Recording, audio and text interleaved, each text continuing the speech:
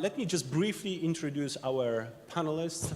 Many of them I don't need to introduce in this group.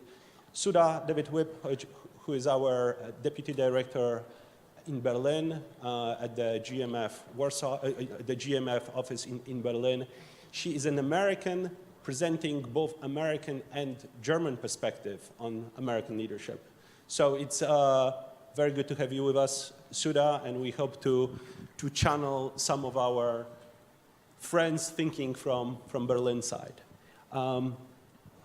Mr. Friedman was just introduced and really doesn't need a long introduction in this group. Of course, the chairman and the founder of Geopolitical Futures, strategic thinker, someone who has been writing about transatlantic relations, this part of the world, for many years.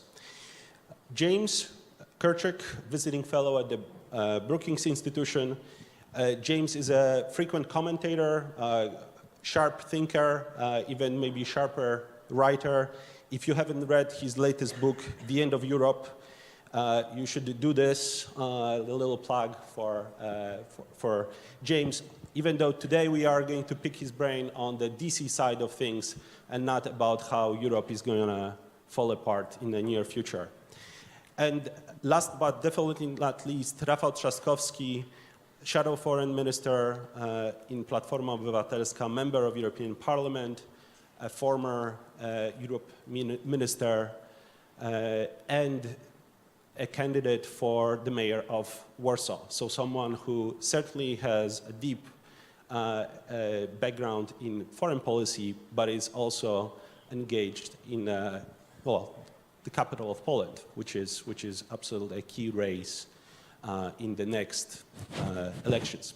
So we are meeting today just over a year and a day after the last US presidential election, which was, of course, widely followed by everyone in this room, everyone in Washington as well. We have now, I used to count exactly how many days we had since the inauguration. It seems like it's been a while. It certainly has been an incredible ride, but I think there are a lot of still questions about the emerging foreign policy of the Trump administration. And we'll turn first to our American friends to give us an insight of their understanding of what the America's first foreign policy really looks like. Who's behind the steers? Is there a Trump doctrine that is emerging? We are, of course, meeting while President Trump is in Asia, but we'll also want to talk about the European Europe's relations with the United States.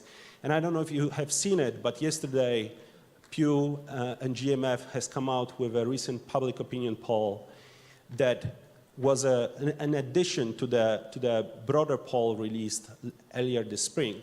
But this poll has showed that we still have, not surprisingly maybe, a long ways to go to rebuild transatlantic trust.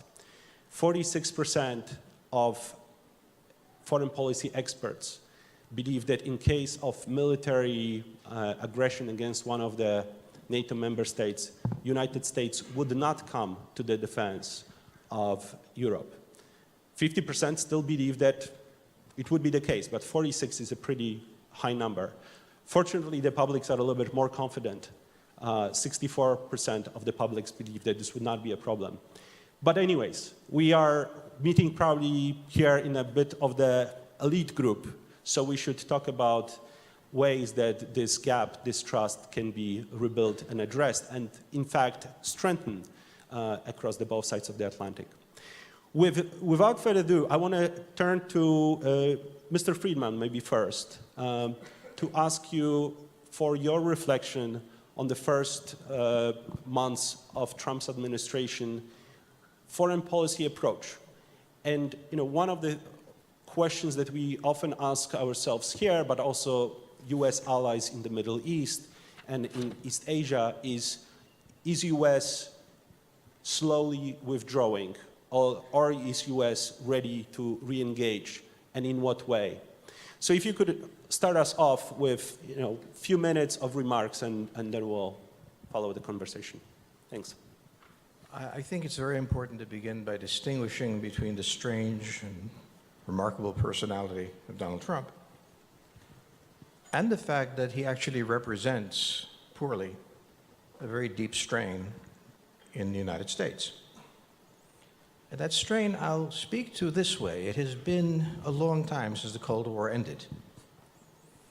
The Cold War institutions are still in place. No one on either side knows what it means in practical terms. No one is sure they can count on anybody else. This is not just a European question, it's an American question. So let me begin by pointing to Trump's very unfortunate conversation with Chancellor Merkel, where he made it clear that he was not prepared to support Article 5. And she then declared that Germany is on its own, it will have to make its own way. To which the general American response was, great, Trump finally accomplished what we always wanted, Germany taking responsibility for itself. And that's not a trivial issue. Separate out the United States from the Washington think tanks, separate out the United States from the JFK school, and all the places that you go. The United States has been at war for 16 years. There's currently 1.4 million Americans in the military. 700,000 active duty, 700,000 reservists and National Guardsmen, but they get rotated up and they serve in these wars. There are 25 million veterans in the United States. 25 million. But it's not just that. When my daughter was in Iraq, I was in Iraq, her mother was in Iraq, her brothers were in Iraq. When I visit my son, who's in the Air Force at Hanscom Air Force Base, his wife is serving there. His 3-year-old son is serving there. His 6-year-old son is serving there. In other words, we have something that we call in the United States the military family. And it is not rare. It is rare in New York, it is rare in Boston, it is rare in San Francisco, but not elsewhere. Or somewhere, when you multiply those 5 people who apply to any soldier, that's about 125 million people. That's 1/3 of the population. And we take commitments personally. And this is something that is very hard for Europeans to understand. When the question comes up, is the US Air Force going to deploy to the Baltics? It is, for me, a very personal question. It's not an abstract one. When the question arises, will there be a defense of Poland? It's a personal question. And the Americans, and this is a huge part of the population, these military families, have a sense that the Europeans can be counted on. That Europe has a GDP the equal of the United States. It should have a military force the equal to the United States. And the first people who take the risk of defending Poland should be Americans. It should be Europeans. So the question that we have is not, is the United States becoming more withdrawn from the world, but will the Europeans begin engaging the world? So as somebody said, are we abandoning NATO? No, we are waiting for the Europeans to join. And what I'm trying to say is that this issue is not a marginal issue in the United States. It is not something Donald Trump came up with. It affects the 125 million people in the country, and it's a very personal one. So when we speak of deployment, it is not as if it were done in Washington or JFK. It is mine, my cousins, my brother. It is an American deployment. who served in Iraq and so on and so forth. This takes U.S. foreign policy and puts it in a peculiar position. To say it's isolationist is nonsense because these troops are there and their families with the expectation that they will do something. But it is an assumption that when we intervene, it matters. There's great bitterness over the fact that we haven't withdrawn from Iraq and Afghanistan because it doesn't seem to matter. We're taking casualties and there's no outcome. But leaving that aside, we have a force that's integrated with our society. And when we deploy that force, society goes with it in various ways. And when we say we should go to Europe, the question we ask is why? And who's coming with us? And there's great bitterness in a part of the United States over the fact that we are committed under Article 5 to defend Europe, but we are not convinced, even slightly, that the Portuguese or the Germans are prepared to participate in that alliance. The military has no position on this. The military families have a very strong position on this. And this is the difference. So I think what Trump did was touch a deep chord in American society. The deep chord is that it is not clear what the interest is in the United States of defending Europe outside the context of NATO. And it's not clear that NATO is in a position to defend itself. Or as I would like to put it, in a military alliance, the first prerequisite is a military. And it's not clear to us that there is a military to protect our flanks, to protect our supply lines, and so on. So I think it's important to say the United States is not isolationist. It has never been isolationist. At the time when the Europeans called us isolationists, and we were deeply engaged in the Asian area. We were deeply engaged in China. We simply assumed that the Europeans would take care of business for themselves. We didn't see a need to engage.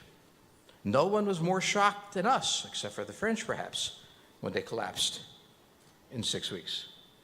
The assumption of the United States was the European balance of power could hold. So I urge you very much, as strange as Trump is, and I didn't vote for him on personality grounds, I think he's crazy, but leave that aside. I think it's very important for you to understand that he got elected for a reason. And as poorly as he expressed them, one of the reasons was the idea that we are spending a great deal of time on outdated institutions, outdated not by our commitment to it, but by the European commitment to it. Now, we have a bilateral relationship with Poland that is extremely important. We have one with Romania. Most Americans have never heard of it, but those who might be deployed here have, and that's a large number. And there's no objection. There's a sense that the Romanians and the Poles and the Balts are at risk, sharing the risk, engaged. As to whether we can rely on Germany, whether we can rely on France, what Italy is going to contribute to this, that is the question. So I would put the question, Trump is very convenient to Europeans, because he's such a bizarre fellow, you can blame everything on him.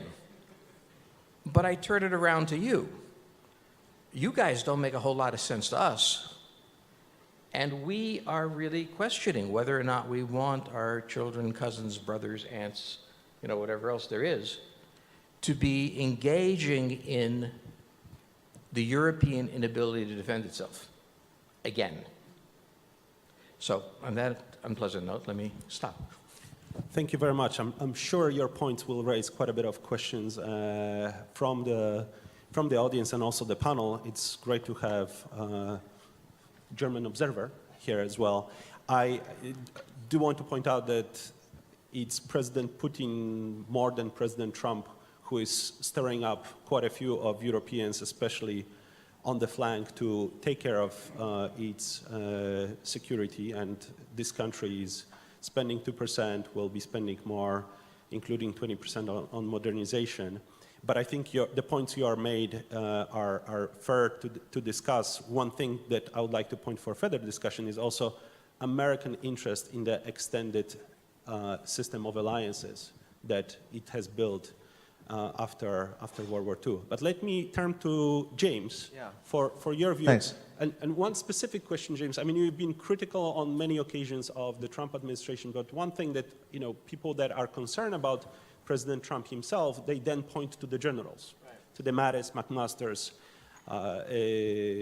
and others, and actually see a great deal continuation with the previous Republican establishment administrations. So are we really seeing a big change here? But also feel free to comment. Let me first just respond to George, who I agree entirely with George that our European allies are not doing enough on, well, some of them. Poland certainly is one of the few that is doing enough. Most European allies are not doing enough on defense. However, in your discourse, you seem to be sort of channeling the president. And I would have to remind you, and I'm sure you know, that the first and only time that Article 5 has ever been invoked was after a terrorist attack on the United States, and our allies came to our defense and fought with us and are continuing to fight with us in Afghanistan. And some of them, including Poland, even went to Iraq. In some cases, it was an incredibly controversial political decision. It led to the collapse of governments. So during the campaign, I constantly found myself outraged when I heard Donald Trump say things like, you know, NATO is obsolete, NATO doesn't deal with terrorism, our allies don't do anything for us. Well, you know, Mr. President, the first and only time that NATO's Article 5 pledge has ever come into effect was from an Islamic terrorist attack on the United States. So there's just a massive ignorance in what he was saying and what he was peddling. I like to think that since he's been in office, he's been sat down with the generals, as you mentioned, and they've instructed him on the importance of these alliances. He's probably seen, we know he's seen intelligence assessments, even if he occasionally disputes them. But it seems to be the case over the past year. He has he has grown in appreciation for these institutions and for these alliances that he didn't have. Is it where I would like it to be and where it should be? Absolutely not. But it's not as bad as it was when he first started running for president, certainly. I also think that it's the wrong impression to give our European audience today that the reason why Donald Trump won is because of this frustration with Europe on foreign policy. I really don't think that Donald Trump won because of foreign policy. I'm not going to say he won in spite of it, but it's not really the reason why he won. He didn't win because he was calling NATO obsolete or because he was praising Vladimir Putin or even because he was attacking trade deals. He primarily won because of the immigration issue, a general dissatisfaction with elites in Washington and whatnot. It's really not the foreign policy issues, I think, that drove people to vote for him. By the same token, it's very disturbing that none of those statements or policies that he was making throughout the campaign disqualified him. It's disturbing that you would have a president, or a presidential candidate who was the most pro-Russian candidate since Henry Wallace, who was basically a fellow traveler of the communists in 1948. That's what Donald Trump was. He was the most pro-Russian presidential candidate since Henry Wallace. We still don't know the full extent, by the way, of that whole relationship. It's being investigated. We'll find out what's really going on. The fact that that didn't matter to enough Americans for him to lose is deeply worrying and disturbing by the same token. And what are the long-term trends of that? I can't profess to tell you today. I don't know if this is a momentary blip, if this is sort of a black swan event, or if this does represent a fundamental reordering or sort of shift in how Americans view foreign policy. That said, that's the bad case scenario.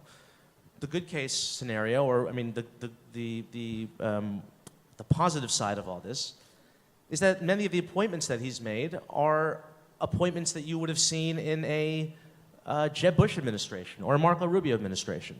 The top diplomat for Europe, Wes Mitchell, probably most of you in the room know him, couldn't be a better person for that job than Wes.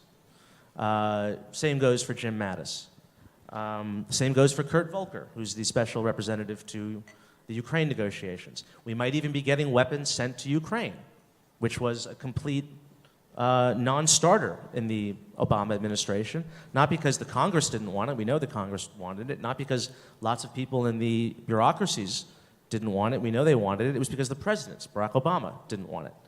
And in fact, it's strange to say this, but US policy towards Russia now is actually significantly tougher than it was under the Obama administration. Now, that's not saying much, I know, given what we were dealing with for the past 8 years.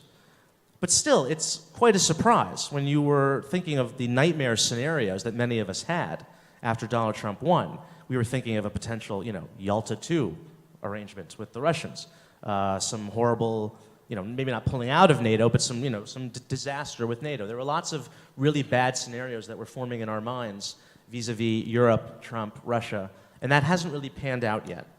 Now, I just listed you a bunch of positive things. At the end of the day, and I think George and I will agree on this, the problem is the President of the United States is a mentally unstable man who's completely unpredictable. And we're lucky that there hasn't been a real serious foreign policy crisis yet. But when it does happen, we're really in for a ride.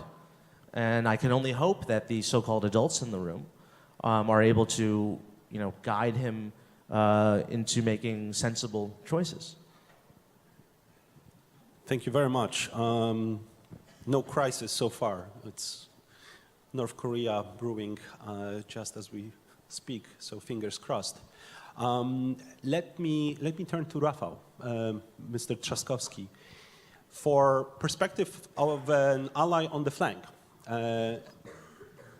your experience of the last months, which frankly, if you look at the facts on the ground, we are seeing Armored Brigade Combat Team, we see the Battalion of Enhanced Forward Presence, we see increasing spending of European Defense Deterrence Initiative. Are you happy? Are you relaxed? And what would you expect, what would you like to see as an ally of the United States in the coming years? And how, and also if you look at what's going on in Washington, does it, what kind of thoughts it's bringing to you as someone who is so deeply engaged in Poland's foreign policy thinking? Thanks. Thanks. First of all, welcome to Warsaw. It's a wonderful city, isn't it? Well, I'm deeply involved in Polish politics, so I cannot be happy or relaxed, but I can probably give you some insights on what we are actually discussing now. My big problem is that basically my predecessor have said most of the things that I wanted to say. I mean, most importantly, that there is a certain gap between words and deeds. I mean, some of the words of this administration and of Donald Trump himself are deeply worrying, and obviously sometimes that causes concern in Europe, in Poland, but also in the European Union. I'm also the vice chair of the EPP, the biggest political family in Europe, so we discuss the United States all the time. The deeds seem to be much more pragmatic. And yes, the whole entourage of Donald Trump is definitely pragmatic. Now, I mean, obviously the style, and I'm marking my words, is a bit bizarre. I mean, this instantaneous Twitter diplomacy sometimes, raise quite a lot of questions. But at the end of the day, much bigger questions are being asked. Why? Because if you talk about leadership and you use that, the most important adjective at the end of your intervention, I mean, if you talk about leadership, leadership most importantly is about being predictable. And it also is defined by being able to create a pattern and create trust.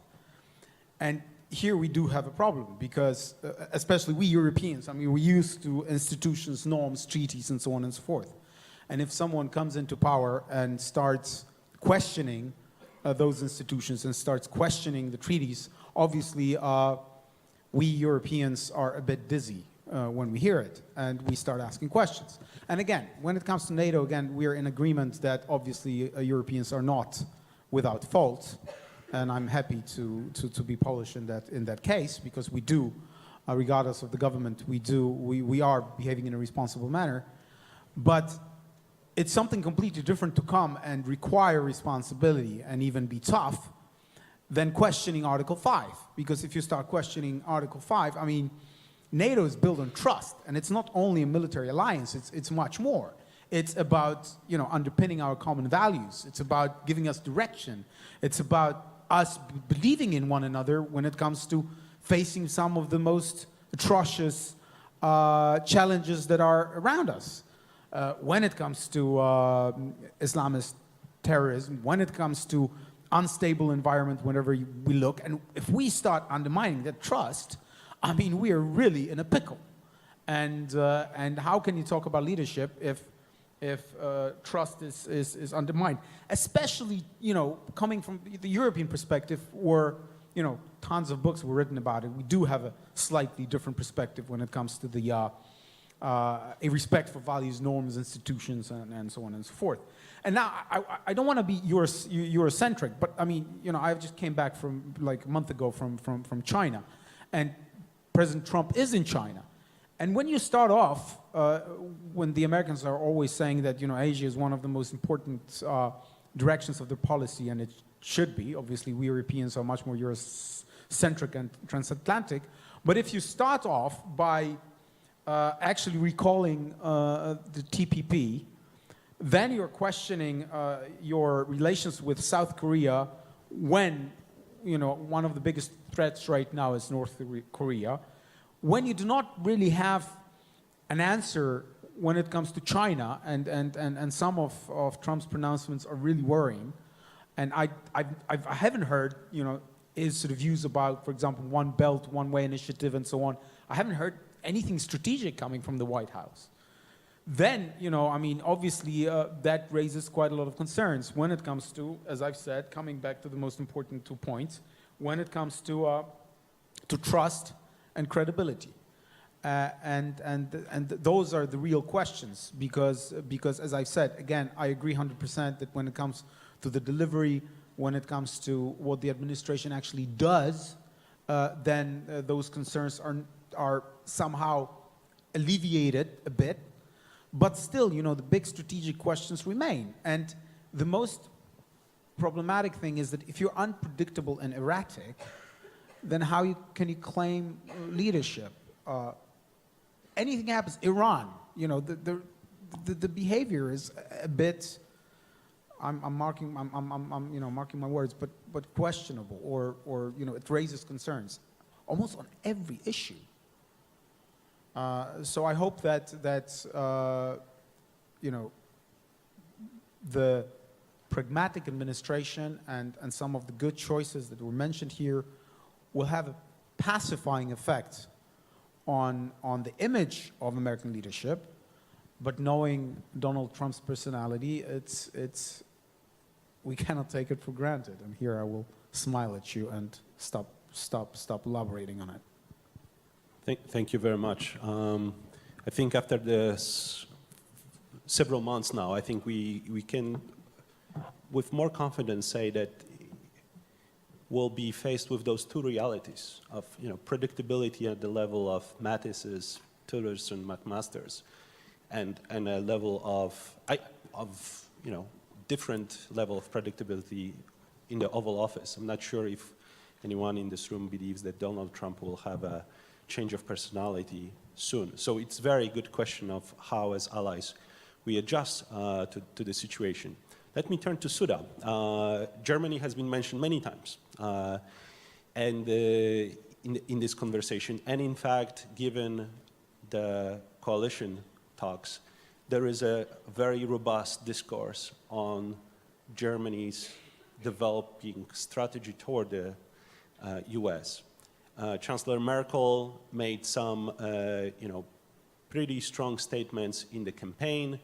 We all wonder whether this was only campaign talk or whether there was a real doubts put over reliability of the US. But give us a perspective on the German debate vis-a-vis the United States, and feel free to jump in on any of the issues that that Mr. Friedman raised as well when it comes to Germany's commitment to NATO military spending and the alliance as a whole. Thanks. Okay, thank you, Michael, and thank you to the Warsaw Security Forum. It's a pleasure to be here. And I will try to give you a view from Germany. I've been following German-American relations for over a decade now, and I've been based in Berlin, and I do talk to many politicians on both sides of the Atlantic. And I will start with George's remarks as to orient my messages that I'd like to give to you today. You're absolutely right. I think that there has been a view from Washington that Germany hasn't done enough for the alliance, for collective security, which that country has undoubtedly enjoyed the steadfast security umbrella of the US for 70 years now. But over the last 5 years, things have changed. Germany is realizing that it has a role to play in Europe and beyond Europe in the transatlantic partnership. And where I will diverge with you is because for the first time you have a situation where it's not that the United States is isolationist, as you say, but it's disrupting the international order. And that is very difficult for Germans to grasp.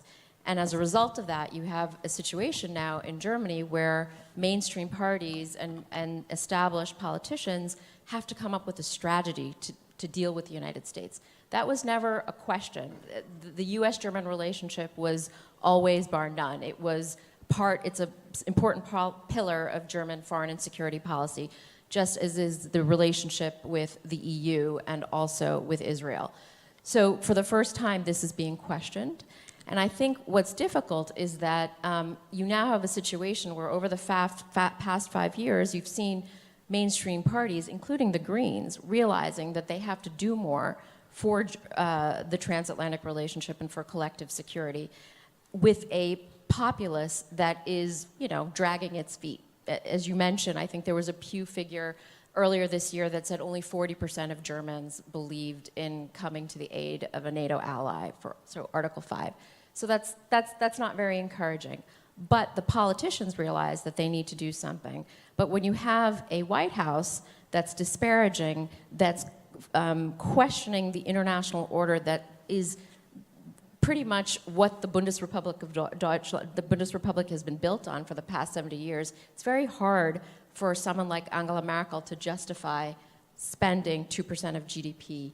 And she wants to get there. I think during these coalition talks, you're going to have her press for her country to get on that path to spend 2%. In fact, I talked to somebody in the coalition talks that said that the CDU is pressing so that by the end of this 4 years, they will probably reach somewhere between 1.5, 1.7, so that they will eventually get to that 2% goal.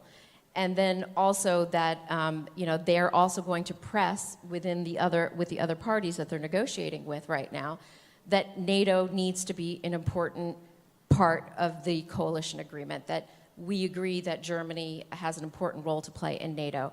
And also, they have to, in fact, elaborate on the relationship with the United States. That never was probably the case before in previous coalition talks.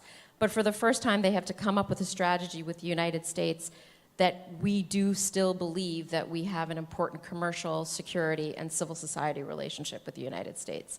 The other thing you'll also see is that the CDU will also press for extending the military operations. I think there are about 7 of them that Germany is engaged with right now. So I would say that we're at this point where the responsible politicians realize that they have to do something, but it doesn't help if you have a partner on the other side that is, all of you mentioned it, has questionable actions that then don't allow these elected officials to justify their actions to their voters.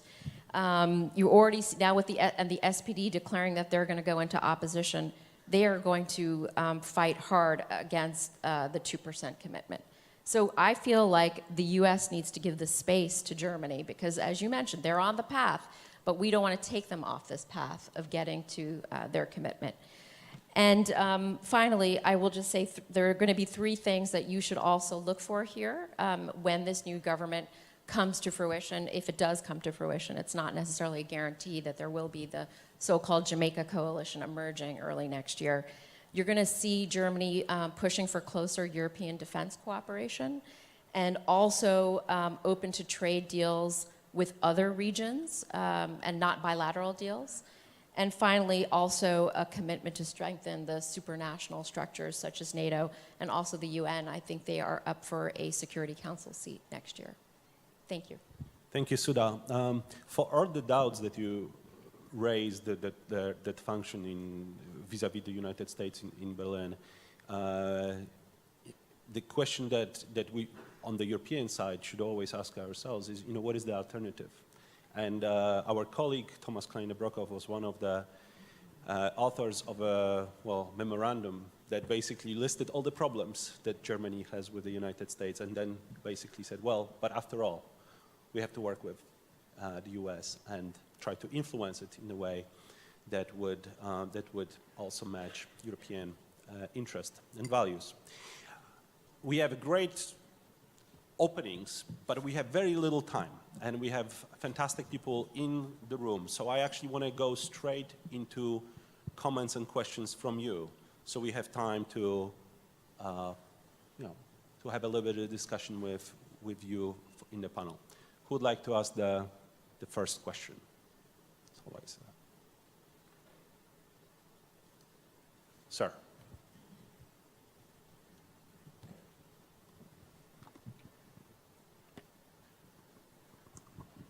Hello, Maxim Kliko, it's European Security Research Initiative Foundation based in Kyiv. And my question is about United States leadership. Besides NATO, United States have special relations with a number of countries known as major non-NATO states, allies. And United States have such non-NATO allies in all the regions of the world except for the Europe, because you have NATO in Europe. For example, in the case of Ukraine, NATO membership is not an option for us for the nearest years, because some European NATO members will block our accession to the NATO. How do you think can it help to provide more security in the region if the United States provide such status to Ukraine? It was Ukraine asked such status from Obama administration, what was refused. How good the chances now, and will it help? Ukrainians surely don't expect that the United States soldiers will come and fight for us. It's not needed.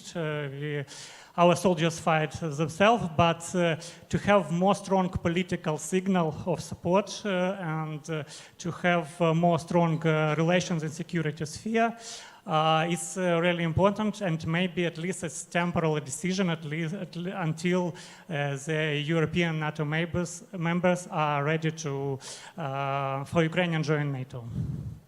Thank you. So, question to our American colleagues about, can Ukraine count on the US? Here. Yes.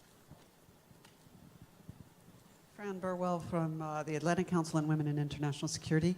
This is particularly for Georgia and Jamie as the people in the US. Given the absence of leadership in the executive branch, we have seen some move in Congress towards recapturing certain foreign policy issues. Russia policy, for example, with the recent sanctions legislation. It's now up to Congress to figure out what, if anything, will happen with the JCPOA. Do you expect to see more congressional substitution for executive branch leadership, and in what areas, what direction? Super, thank you very much. Okay, Martin. One more question before we go to panelists. Thank you very much. Martin Michelo, European Institute for European Policy in Prague. I had one very quick comment and one question. My comment is basically, aren't we trying to, play the game of being afraid? Because from what I see, American security guarantees in Central and Eastern Europe are not changing from one administration to the other. As a matter of fact, with the addition of missile defense, there's an extra layer of security, an extra layer of deterrence that is being added. So I think that this whole conversation about commitment to Article 5, was more symbolic than it actually had practical issues. Which leads me to a question isn't U.S. leadership diminishing in terms of normative values? In terms of setting an example for other countries in the Middle East and Southeast Asia, and isn't this where great power competition may be taking place? And as a matter of fact, aren't we putting too much emphasis on the role of the United States within NATO when, as a matter of fact, the European pillar in NATO is reinforcing itself? Well, will be reinforcing itself in the years to come. So just this question of the normative power of the United States. Thank you. Super. Thank you very much. Great 3 questions. Ukraine, Congress. Maybe let's start with George and James, and then. Well, I'd like to step back, and there's been a lot of talk. I have spoken of his strangeness, but I think one of the things to watch is the U.S. strategy to North Korea. This burst in March with the discovery of solid-state missiles. Since then, there has been various military moves, various statements, but an extremely careful relationship. The United States reached out to China. Trump offered various trade agreements if he did this, and moved forward. He also made threats, which in this circumstance you would expect. He made it somewhat more purplish. In this handling of this particular case, one can argue with many of the things that he's done, but he has certainly not been impulsive. Rhetoric aside, he's operated fairly carefully. In the question of the European relationship, he made his point very clear, backed off. He has not, as you've said, been impulsive. We've kept it in change. There is, however, a separate issue that has to be totally separated from Trump. This is not a transformative moment. When people speak of leadership, I would like to speak of followership. So it is very difficult to lead Europe. It's a herd of cats. And it's very difficult to do that. Two things come up when you herd cats. First, you can't do it, and second, you wonder why you're trying. I don't mean this frivolously, but what is the prize, and I do think this came up in the election, I don't think this was what is the prize given for leadership? Honor, praise, what? Precisely what is the strategic advantage to the United States of being responsible for alliance that one of these days is going to arm? I'll point to Article 5. Yes, they deploy troops. But except for the British and the Australians, not strategic numbers. And under rules of engagement, that's kept the Germans, at least, from participating effectively. The point that I'm trying to make is that the United States is in the midst, Donald Trump or not, of redefining its stance in the world. The stance that it's held really since World War II of constant exposure to all crises.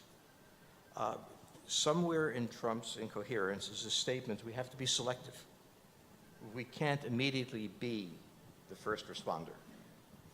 And that is not an unreasonable thing to say, especially when you're not dealing with a Europe that's been shattered by war and unable to function, but a Europe as prosperous as the United States.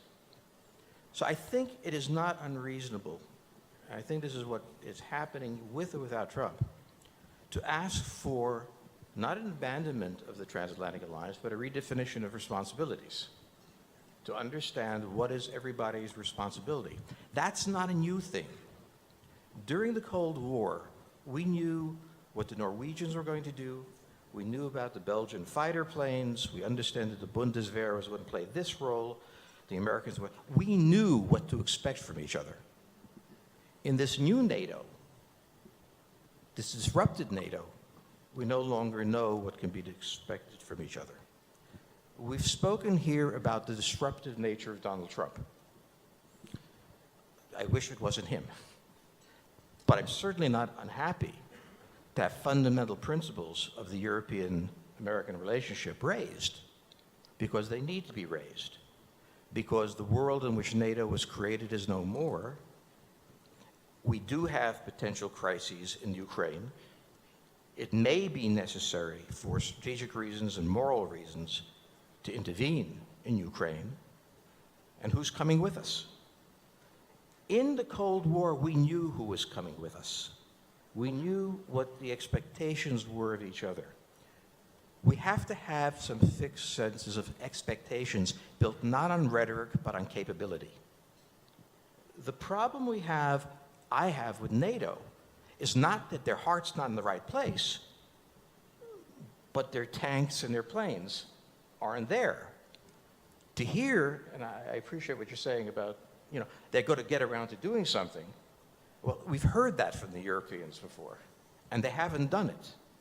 And I think they won't do it because their domestic political systems are such that it's going to be very hard to divert the kind of resources necessary politically to do this building. So let's assume for the moment that Europe is not going to be able to rebuild its force. Now ask the question, what is NATO? What is NATO in which one power has the capability and the other has the intent?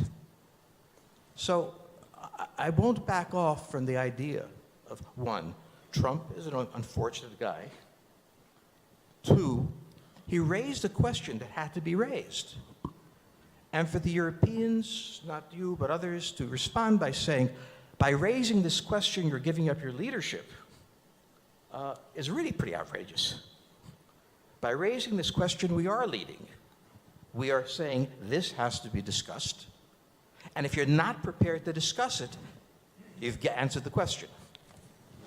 But you cannot say that if the United States wants to change the relationship changed from an alliance where everyone did what they had to do and were predictable to an alliance that's an elective affinity, like Goethe said. Maybe you'll do it, maybe you won't, we'll see.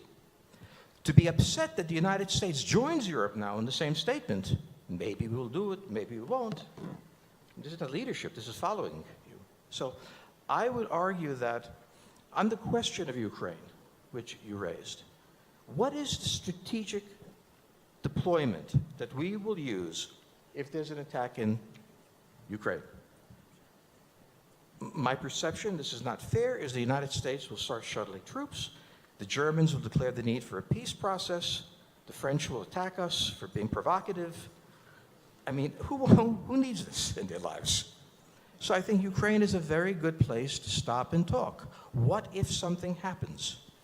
What is the single integrated operating plan, as they say? What should we do? What is the role of tactical nuclear weapons in such a case? These are all questions that we discussed intensely. I was at Shape Technical Center doing war games back in the 1970s and 80s, and these are things we talked about. What would we do? What would we do? And I will say, and I'll stop here, this is the question that NATO is systematically avoiding. And if Donald Trump upset you, I'm terribly sorry, I don't like to upset you, but if he raised the question, what exactly, as an alliance, does NATO do besides hold meetings? Then I'm quite pleased. I'm pleased that when Article 5 was deployed, you deployed forces. I'm not pleased that the amount of forces you had available to deploy was not significantly sufficient to have a strategic effect on the war. I don't know if anybody could have a strategic effect on that war, but certainly the question of size matters. I'll leave it at that. I think Right, it's very easy to list all the costs of being the world's superpower. You can billions for this, billions for that. This much money going into NATO. It costs that much money for the aircraft carriers and the Sixth Fleet. What's a lot harder to make the case to the American people, really to anyone, are the benefits of that, because it's less tangible. This thing that we call the liberal world order. It's a series of treaties and understandings and norms and alliances. You can't just point at it and say, well, this is what we're getting out of it. It's more it's the absence of horrific catastrophes and wars and even worse scenarios. That's what we're getting out of this. We have 70 years of unprecedented peace and prosperity. The last 70 years are the best 70 years that humanity has ever had. And I don't think that it's unconnected to the fact that the United States has played this role for the past 70 years and built a system in the ashes of World War II, predicated upon alliances in Asia and in Europe, that has very much to do with that. And, you know, until, this goes to your question, Martin, I mean, until this president, every president from Harry Truman to Barack Obama to varying degrees, they all understood this and they all spoke to it. Donald Trump is really the first American president to come into office having absolutely no understanding or respect for the values that connect the United States with its democratic allies. The leader that he attacked the most on the campaign trail was Chancellor Merkel, who's probably the most pro-American leader, certainly in Germany, maybe in Europe. And the one that he lavished the most praise on was Putin. I mean, that tells you how he sees the world. Democracy promotion. I mean, you know, Barack Obama didn't really do much in the field of democracy promotion, but he at least rhetorically spoke to it. And he spoke of America as being, you know, a leader in this sense and being a beacon and all the things that we associate with American presidents, you know, speaking about the city upon a hill. Donald Trump completely throws that in the trash. He does not believe in it, doesn't care about it. I think that has an effect on the world.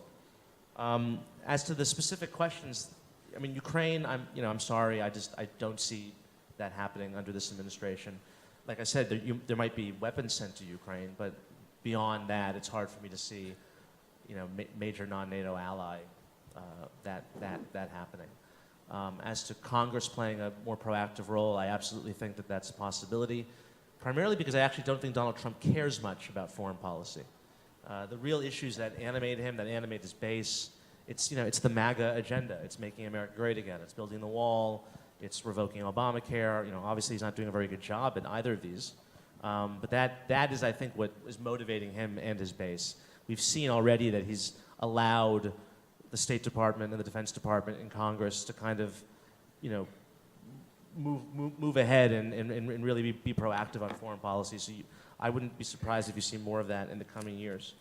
I think that's it. I know that Mr. Trzaskowski wants to come in, but Sudha has to run to catch a flight. So how about you go first? Yes, very quickly. I'm basically going to echo a lot of what Jamie said because Martin brought up a good point.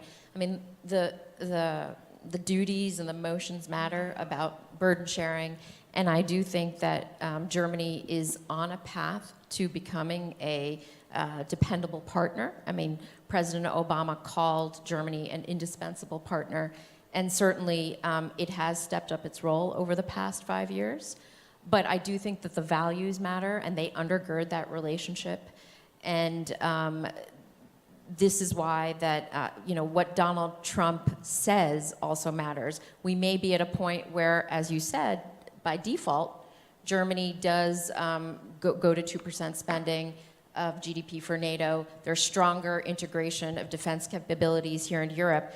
But after the era of Donald Trump, whether it be in 2020 or 2024, we want to also have allies that come to our aid as leaders in partnership because of new challenges, because of China, because of technological change. I mean, there's no choice here because these values help us guide us, not just with the current challenges, but also the challenges that are coming down the road.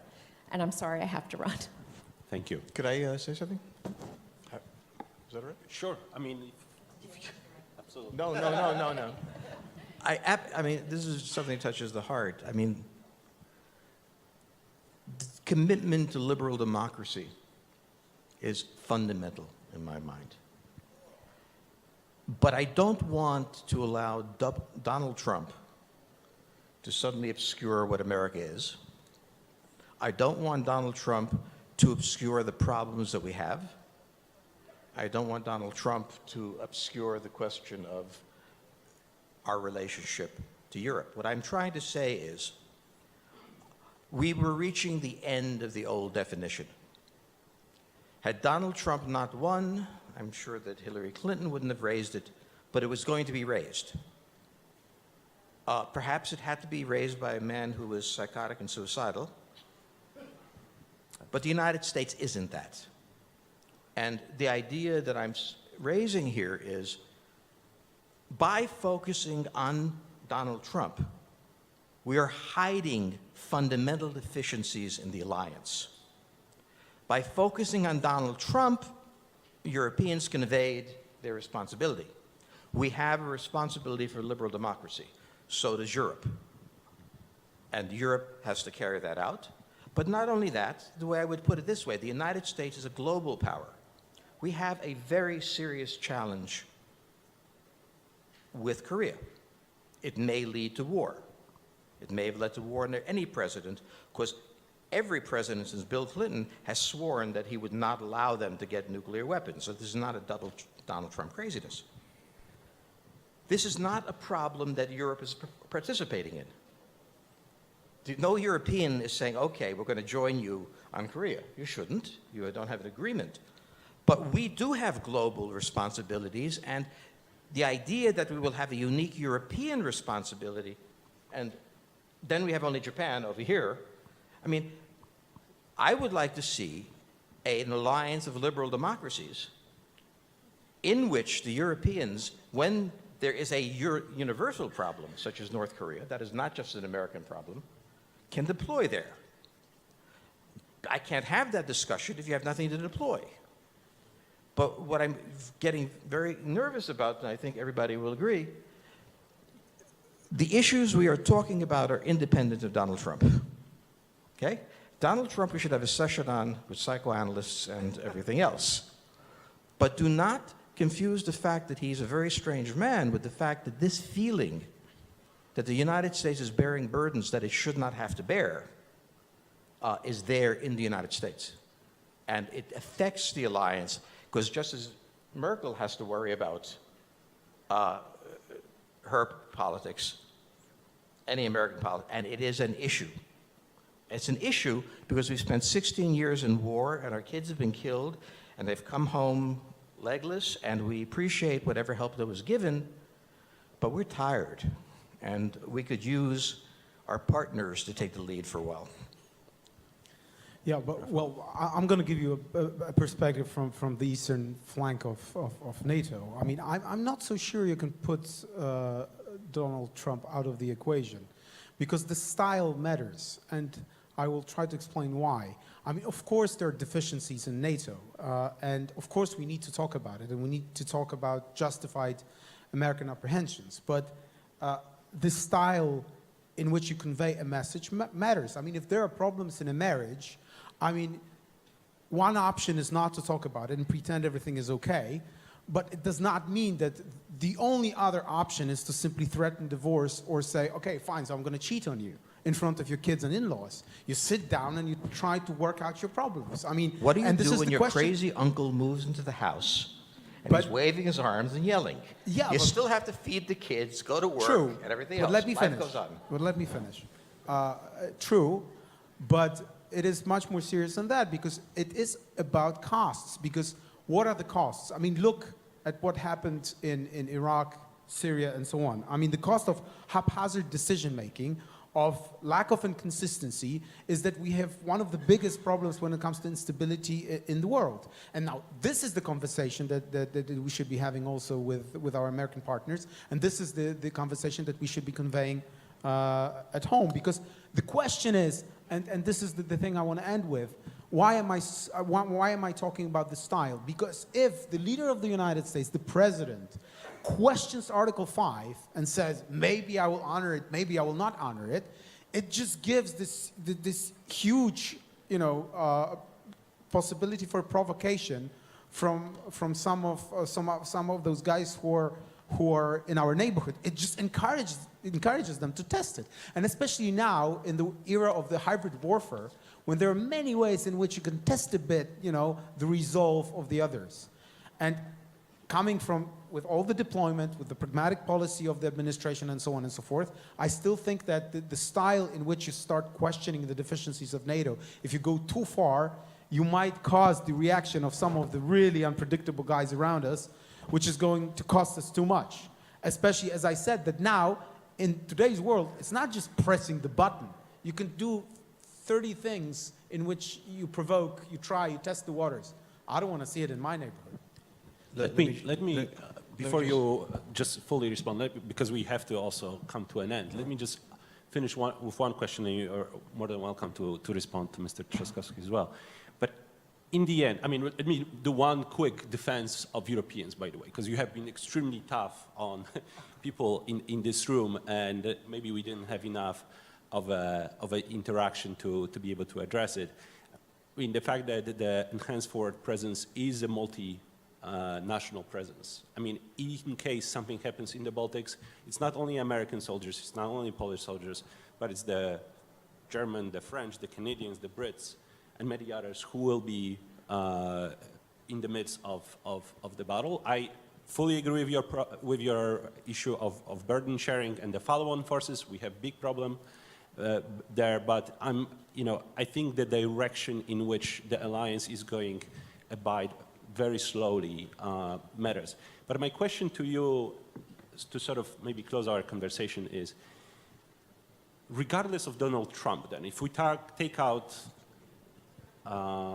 president from the equation, but leave the American people there, do you get the sense from this election and from the debate that U.S. in the end is committed to the value-based international system of alliances that, it's been there for the last 70 years?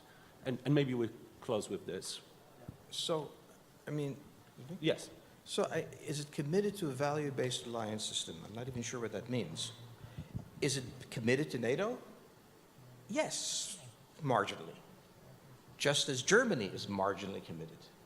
So when I say that the United States is marginally committed, that seems like a betrayal. When I take the polls of Europe and see the marginal commitment, it's to be taken for granted. So I will reverse it. When I hear, as an American, an obsession with Donald Trump